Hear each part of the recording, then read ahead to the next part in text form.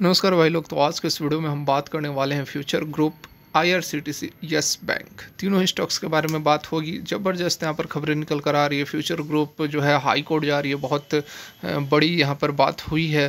उसके साथ में आईआरसीटीसी, हर तरफ तेज़ी का माहौल है। 1.5% निफ्टी, 2.5% बैंक निफ्टी। उसके बाद आईआरसीटीसी लगभग वहीं रेंग रही है। क्या कारण है, तेज़ी कब आएगी? यस बैंक में माहौल बन रहा है, ज़बरदस्त माहौल अभी रहने वाला है। बिल्कुल भी एग्जिट करने की गलती एट परसेंट तो नहीं करनी है। सारा कुछ यहाँ पर आपको समझाने की और बताने की कोशिश की जा रही है। जो खबरें निकल कर आ रही है उसको भी डिस्कस करेंगे। रिक्वेस्ट रहेगी कि यदि इस तरह की वीडियोज़ आप लोगों को पसंद है तो लाइक जरूर करें, चैनल को सब्सक्राइब करें, बेल आइकन को हिट करें और कोई भी इन्वेस्टमेंट ट्रेड लेने से पहले अपने फाइनेंशियल एडवाइजर की राय जरूर ले लें, क्योंकि वीडियो एजुकेशन उसके लिए बनाई जा रही है। तो चलिए आगे बढ़ते हैं।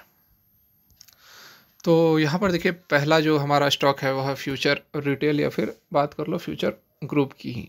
तो यहाँ आज देख सकते हैं कि बिल्कुल लेटेस्ट अपडेट है। वैसी कोई पुरानी खबर मैं आप लोग को बताता ही नहीं। यहाँ देखिए, अमेजन और फ्यूचर रिटेल, ठीक है। Kishore Biyani led company ask court to declare Singapore arbitration illegal. तो यहाँ पर देखिए, ये जो बातें हैं ये कहाँ से उठ कर आ गई। इनलीगल कैसे कोई करार दे सकता है? जो इंटरनेशनल आर्बिट्रेशन है उसको इनलीगल करार देने की डिमांड कहाँ से उठी, और क्या यह पॉसिबल है? तो देखिए, बात ऐसी है कि आप अभी जान ही रहे हैं कि सीसीआई ने फ्यूचर और अमेज़न के बीच जो डील हुई थी 2019 में, फ्यूचर कूपन और अमेज़न के बीच में, उसको सस्पेंड कर दिया है। तो उसको सस्पेंड करने के बाद अब जिस डील का हवाला देकर अमेज़न इतने सालों मतलब 1.5 साल से जो फ्यूचर और रिलायंस के बीच की जो डील हुई थी उसको मना कर रहा था कि यह नहीं हो सकती है क्योंकि मेरे साथ ऑलरेडी डील हो चुकी है, तो ये डील नहीं हो सकती है फ्यूचर और रिलायंस की। तो जिस डील का हवाला अमेज़न दे रहा था, जब उसी को सस्पेंड कर दिया गया, तो अब अकॉर्डिंग टू सीसीआई या फिर अकॉर्डिंग टू फ्यूचर की हम बात करें तो उसके अकॉर्डिंग, तो जिस डील का हवाला देकर अमेज़न कह रहा था कि यह डील नहीं हो सकती, वही जब सस्पेंड कर दिया तो यहाँ पर सारा रास्ता क्लियर है, सारा मैटर क्लियर है। अब कोई रोक टोक नहीं है। तो इसी बात का हवाला देकर फ्यूचर ने दिल्ली हाई कोर्ट में यह अपनी दलील दी है कि जब वह डील ही कैंसिल हो गई, मतलब सस्पेंड हो गई, तो फिर जो सिंगापुर आर्बिट्रेशन ने फैसला दिया था, इसी डील के बेसिस पर तो अपना फैसला दिया है, तो उस डील को यहाँ पर इनलीगल करार देने की मांग हो रही है फ्यूचर के तरफ से। देखिए, यहाँ पर आप देख सकते हैं, Kishore Biyani led Future Retail has asked Delhi High Court. यहाँ पर दिल्ली हाई कोर्ट से कहा गया है कि वो डिक्लेयर कर दे, आर्बिट्रेशन की जो प्रोसीडिंग्स है उसको इनलीगल क्लियर कर दे। ठीक है, अब क्यों इनलीगल क्लियर करे, मैं अभी आपको बता ही चुका हूँ कि जिस बेसिस पर वो फैसला लिया गया था वही बेसिस, वही डील को सीसीआई ने सस्पेंड कर दिया है। तो उस बात का हवाला देकर यहाँ पर जो है हाई कोर्ट पहुंची है अमेज़न, क्योंकि समस्याएं अमेज़न के लिए बहुत बढ़ गई है। अभी आप हाल में कल परसों जो खबर निकल कर आई है कि 36,000 करोड़, माफ़ करें, 3600 करोड़ के आसपास की जो पेमेंट करनी थी अपने बॉन्ड होल्डर्स को, उसका पेमेंट करने में फ्यूचर असफल रहा है। क्योंकि जो डील हुई थी रिलायंस के साथ इसकी, उसके अकॉर्डिंग यहाँ पर अपने आउटलेट्स को बेचना था। ठीक है, अमेज़न के जो स्टोर्स हैं, जो आउटलेट्स थे, उसको रिलायंस को बेचना था, और उससे जो पैसे आते हैं यहाँ पर अपने बॉन्ड होल्डर्स को देने वाली थी फ्यूचर। लेकिन अब ये पंगा फंस गया, तो उस कारण से अपने आउटलेट्स को बेच नहीं पा रही है, और बेच नहीं पा रही है तो पैसे नहीं आ पा रहे हैं, तो जिसके कारण कि काफ़ी यहाँ पर नुकसान झेलना पड़ रहा है फ्यूचर को। तो इस कारण से वो बहुत हड़बड़ी में और जल्दीबाजी में है कि फ्यूचर किसी तरह से यह डील जो है रिलायंस के साथ जो 24,000 करोड़ की डील हुई है वह किसी तरह से हो जाए, पूरी हो जाए, सक्सेस हो जाए, ताकि जितने भी कर्ज हैं अमेज़न के ऊपर, किशोर बियानी के ऊपर, वह उसको चुका सके। अब बात कर लेते हैं आईआरसीटीसी की। देखिए, आईआरसीटीसी में हमें कुछ खास तेज़ी देखने को नहीं मिल रही है। वहीं बात करें निफ्टी की, बैंक निफ्टी की, तो शानदार तेज़ी बनी हुई है। शुक्रवार को भी ठीक ठाक तेज़ी थी, आज भी ठीक ठाक तेज़ी है। लेकिन आईआरसीटीसी को देखिए आप, आईआरसीटीसी कहाँ पर है? बस यहाँ से ऊपर जाने का नाम नहीं ले रही है। एक समय था इस दौरान ठीक है। इस दौरान ज़बरदस्त माहौल बना हुआ था, लोग रोज़ के रोज़ वीडियो डाल रहे थे कि भाई IRCTC तो 5,000 जाने वाला, IRCTC तो मतलब 4,000 जाने वाला है, छप्पड़ फाड़ने वाला है, 30% की सर्किट लगने वाली है। आज वो लोग कहाँ हैं? बताएं, वो लोग कहाँ हैं?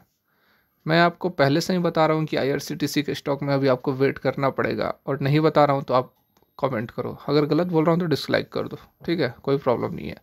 मैं आपको पहले से ही बोल रहा हूँ, इस दौरान से ही मैं बोल रहा हूँ आपको कि IRCTC के अंदर आपको तेज़ी देखने को नहीं मिलेगी। कारण क्या है कि काफ़ी वैल्यूएशन जो है इसके हाई हो चुके हैं। 800 का स्टॉक स्प्लिट से पहले 4,000 का स्टॉक अब कहाँ, आसमान में थोड़ी जाएगा।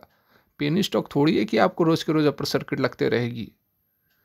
स्टॉक का पैटर्न होता है, उस तरह से स्टॉक चलता है। जो क्वालिटी स्टॉक्स होते हैं वो अपने पैटर्न पर चलते हैं। पेनी स्टॉक है तो रहता तो ये तो रोज़ के रोज़ अपर सर्किट लगता है, 1 महीना 2 महीना अपर सर्किट में ही रहता है, कोई प्रॉब्लम नहीं थी। लेकिन वैसा स्टॉक है नहीं, फंडामेंटली स्ट्रॉन्ग स्टॉक है, सारा कुछ अच्छा है। लेकिन जिस तरह से जो बिज़नेस रहेगा, अपने बिज़नेस के अकॉर्डिंग ही तो चलेगा। अब देखिए, अब जो खबरें निकल कर आ रही है, कोविड वगैरह की खबरें निकल कर आ रही है, लॉकडाउन वगैरह फिर से लग रहे हैं, तो इसका इम्पैक्ट कहाँ देखने को मिलेगा आपको? IRCTC तो सबसे पहले अफेक्टेड होगा, और नहीं भी होगा, अगर नहीं भी कोविड वगैरह की सिचुएशन नहीं भी होती, फिर भी आपको इस स्टॉक में तेज़ी, इस काउंटर में तेज़ी देखने को नहीं मिलती, क्योंकि ऑलरेडी काफ़ी तेज़ हो चुका है स्टॉक। अब ये अपना कंसोलिडेशन फेज़ में है। अब जब कंसोलिडेशन फेज़ इसका समाप्त होगा, उसके बाद ही इसमें आपको तेज़ी देखने को मिलेगी। बताने वाले कुछ भी बताते रहे, मैं आपको पहले से ही बता रहा हूँ इस चीज़ को। अब आप क्या कर सकते हैं, यदि आपको लॉस वॉस नहीं है तो इसमें आप एग्जिट कर सकते हैं, फिर एंट्री लें। एग्जिट करके अभी अच्छे काउंटर चल रहे हैं। आपको रिन्यूएबल सेक्टर के जो स्टॉक्स हैं, JP पावर में आप लोगों को JP पावर के बारे में 4 दिन पहले बताया था। देखिए, आज 17% की तेज़ी थी, कल 6% की तेज़ी थी। तो इस तरह के स्टॉक्स में आप पैसे इन्वेस्ट करें। अभी IRCTC आपको समय लगेगा चलने में, ऐसी कोई बात नहीं है, स्टॉक में कोई प्रॉब्लम नहीं है, ज़बरदस्त स्टॉक है, नंबर 1 स्टॉक है। लेकिन जितनी तेज़ी इसमें आनी थी आ चुकी है, और अब इसमें आपको इसी रेंज में चलेगा। इससे पहले भी आपने देखा होगा कि जब कोविड फर्स्ट वेव आया था, उससे पहले कितनी रैली थी, शानदार रैली थी, और उसके बाद 1-1.5 साल तक स्टॉक मारा पड़ा था। उस समय कोई कुछ नहीं बोल रहा था, फिर जैसी तेज़ी आई लोग आ गए अपना ज्ञान देने के लिए। तो समझना है आपको कि किस स्टॉक में इन्वेस्ट करना है और किस स्टॉक में इन्वेस्ट नहीं करना है। तो यहाँ IRCTC की देखिए, यदि कुछ आपको यहाँ पर मैं टेक्निकली कुछ बताने की कोशिश करूँ तो देख सकते हैं कि बिल्कुल जो है एक रेंज में स्टॉक चल रहा है, और कंसोलिडेशन तो इसका इतना चल रहा है कि देख सकते हैं कि इसका बॉलिंजर बैंड जो है बिल्कुल सकरा होते जा रहा है, बिल्कुल छोटा होते जा रहा है। और इस तरह का जो काफ़ी, जब ये बैंड सिकुड़ जाता है, छोटी हो जाती है इसकी लंबाई, चौड़ाई सॉरी, तब ब्रेकआउट ज़रूर होता है। लेकिन जब तक कोई फंडामेंटल्स, इसके फंडामेंटल्स मतलब स्टॉक का फंडामेंटल नहीं बोल रहा हूँ, जब तक कुछ खबरें अच्छी निकल कर नहीं आएंगी, जब तक फंडामेंटली स्टॉक स्ट्रांग नहीं होगा, ठीक है, जब इसका चार्ट पैटर्न सही नहीं होगा, तब तक आपको इसमें तेज़ी देखने को नहीं मिलेगी। RSI वगैरह आप कुछ भी देख ले तो सारा कुछ बिल्कुल नॉर्मल दिखेगा आपको। 51 पर RSI है, बाद बाकी वॉल्यूम वगैरह भी ज़्यादा यहाँ पर जनरेट होगा नहीं, देख सकते हैं। 1 डे का कैंडल लगा के दिखाता हूँ, देखिए वॉल्यूम वगैरह भी बिल्कुल आपको कहीं कुछ नहीं दिखेगा, क्योंकि जो बड़े प्लेयर्स थे ऑलरेडी अपना माल यहीं इसी रेंज में निकाल चुके हैं। पता है आपको, इसी रेंज में अपने जो बड़े प्लेयर्स थे माल निकाल चुके हैं। 101% जो खबरें निकल कर आई है, mutual fund houses, foreign institutional investors, और अब फंसा कौन है आपको पता है कौन इसमें है? Retail investors. जितना माल उन्हें पिलाया गया, रिटेल इन्वेस्टर्स पूरा पकड़ के बैठे हुए हैं। बड़े प्लेयर्स निकल चुके हैं, डाटा देख लो, शेयर होल्डिंग पैटर्न देख लो, सारा माल साफ करके और दिए किसे? रिटेल इन्वेस्टर्स को। तो रिटेल इन्वेस्टर्स को भी इसमें लॉस नहीं होगा। होगा क्या? फॉर एग्जांपल 6 महीना स्टॉक यहीं का यहीं रहेगा, आपने जो 1 लाख लगाया है, 1 लाख आपका कोई रिटर्न नहीं देगा, 1 लाख वहीं का वहीं रहेगा, लॉस नहीं होगा। मैं यह कह रहा हूँ, क्योंकि इस तरह का स्टॉक कोई है ही नहीं। मोनोपोली की बिजनेस है, ट्रेन कौन चला सकता है? सरकार चलाएगी, लेकिन वेट करना पड़ेगा। समझ रहे हैं? आइए अब अगले स्टॉक की बात करते हैं। बात करें अपने मोस्ट जो चर्चा होती हैं डिबेटेबल स्टॉक, यस बैंक की, तो डेफिनेटली यहाँ पर फिगर्स काफ़ी अच्छे नज़र आ रहे हैं।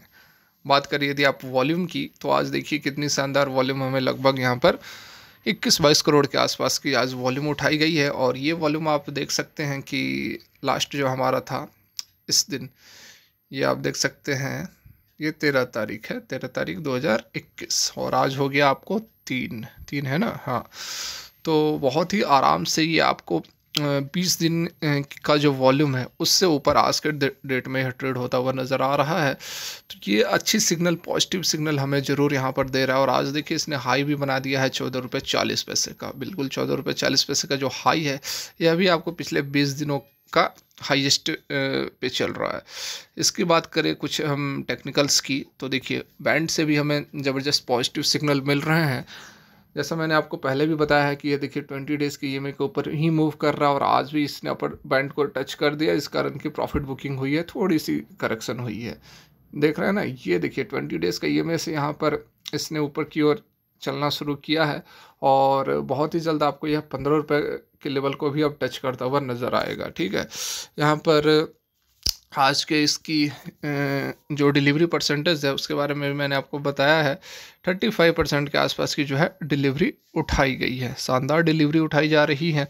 Q3 के जो नतीजे हैं, Q3 के भी नतीजे बहुत जल्द आने वाले हैं। Trading window suspend, insider trading कर नहीं सकते हैं, ज़बरदस्त Q3 के नतीजे आने वाले हैं। और बहुत जल्द आपका नियर टर्म का टारगेट पता है क्या हो सकता है इसमें? देखिए इसमें मैं आपको जो चार्ट बता रहा है उसकी बात कर रहा हूँ। आंख बंद करके कोई भविष्यवाणी तो कर नहीं सकता कि भाई यहाँ पर आंख बंद किया 1 साल के अंदर 500, है ना। तो यहाँ पर आपका जो फर्स्ट टारगेट रहेगा 15 रुपये का, तो टारगेट इसने बहुत बार अचीव किया है, तो ये 15 रुपये का टारगेट तो आराम से अचीव कर लेगा, उसमें कोई बड़ी समस्या नहीं है। लेकिन यहाँ पर इसके बाद जो टारगेट रहेगा वो आप देखिए, यहाँ पर मैं चार्ट के माध्यम से आपको बिल्कुल यहाँ पर समझाने वाला हूँ।